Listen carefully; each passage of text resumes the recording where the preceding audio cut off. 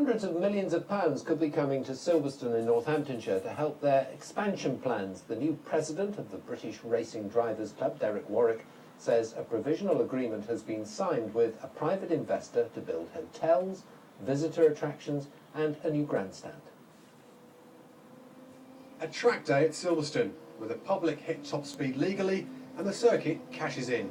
But it's not enough to pay for its ambitious expansion plans, something the new president of the British Racing Drivers Club feels will put Silverstone on pole position. We already have one of the greatest race circuits in Formula One and MotoGP. We now have one of the greatest facilities with the wing.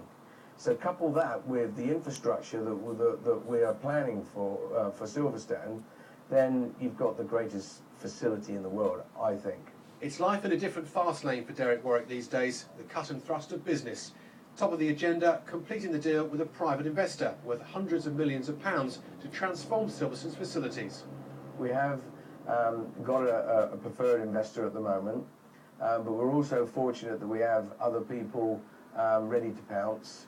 But you know, between now and signing all the agreements and getting everything ready and making sure the finances are in place, then you've got the big job.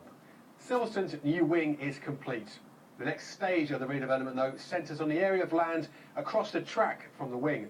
The temporary grandstand will become a permanent one. They'll link the two via a bridge or a tunnel. And behind the grandstand, they'll build hotels and also a museum. Taking over the BRDC presidency from Damon Hill, Warwick is another Formula One veteran. He plans to continue his campaign for greater safety in the sport after losing his brother in a racing accident 20 years ago. You feel an unbelievable loss that even today I cry, and that was 20 years ago he was killed. A loss for two reasons. One is you've lost your best mate and brother, but also you feel cheated because he would have carried on where I left off, and I would still been going to Formula One races, watching my little brother win Grand Prix, I believe. With a drive to improve safety, promote young British talent and turn Silverstone into the greatest facility in the world, Warwick has taken on a huge challenge, one he describes as the biggest honour in British motorsport. Jonathan Park, BBC Look East, Silverstone. Still to come tonight.